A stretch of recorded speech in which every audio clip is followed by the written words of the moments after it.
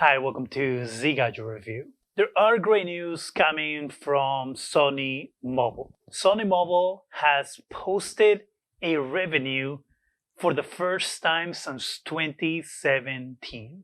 This is so surprising that the executives of Sony didn't even think that this was going to happen. The fact that they turned a profit on their mobile division even caught them by surprise. Isn't that crazy? Sony mobile division has been a money pit for years, and the way they will subsidize the making of those phones was by using the profits from other places. For example, PlayStation.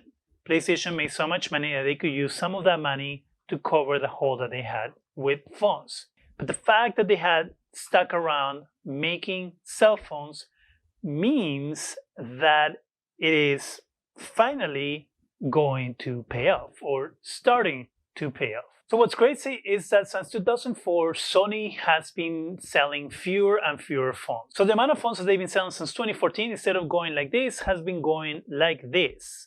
But if you are selling less phones every year, does that mean that you sold more phones this year and that's how you turn a profit?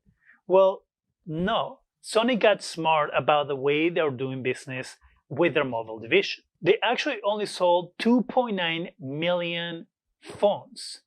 And even with the small amount of phones, they turned a profit of $254 million or 27.7 billion Japanese yen. This chart is from Xperia blog, and as you can see, this is the shipments per fiscal year in millions. So you have fiscal year 11, 22.5, and it goes 33 million, 39.1 million, 39.1 million again, then 24.9 million, 14.6 million, 13.5 million, 6.5 million, fiscal year 2019, 3.2 million, and then fiscal year 2020, 2.9 million. It's being in sharp decline for a while, right?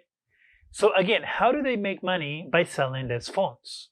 According to this article on Android Authority, they did so by cutting the costs for producing and selling those phones while simultaneously raising their average selling price. Which makes sense. If you make something for less money and sell it for more money, you are going to turn a profit. Thankfully, Sony already announced their flagship phones that are going to come out during the summertime. The Sony Xperia 1 Mark III and the Sony Xperia 5 III. Which means that this should give Sony a bigger incentive to promote these phones and to market these phones the way they've never marketed a phone before.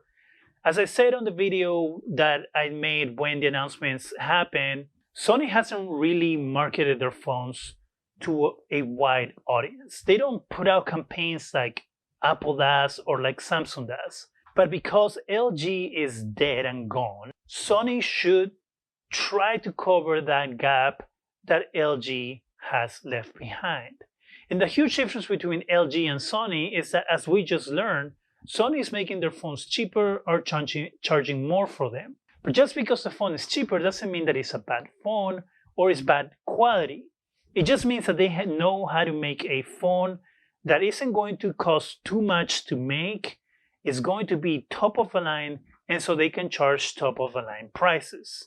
If Sony's smart, they'll use the fact that they just made money for the first time selling phones and dedicate some of that money to campaigns that are going to make these phones more accessible or more appealing to the average consumer.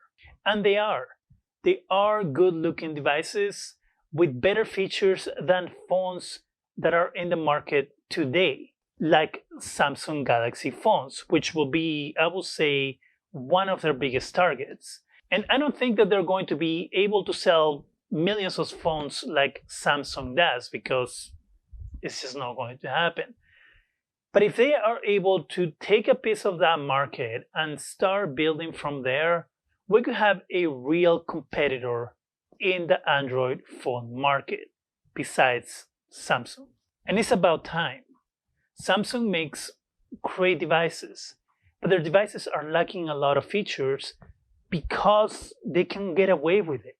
And they can get away with charging lots of money for a phone that doesn't necessarily have everything that a phone for that price should have. And if Sony can come and show people that their phones have more features than Samsung phones have, and that they can sell them to you for less than a Samsung phone, I think that will be a good start for Sony to start gaining some ground in the mobile market. Does this give you hope that Sony will finally market their phones to a wider audience? Does this give you hope that Sony won't give up on their mobile devices? Let me know in the comment section. That's it for me. Go ahead and subscribe. Give us a thumbs up. It really helps the channel. Go ahead and hit that bell so you can be alerted every time we have new videos. And thank you very much for watching.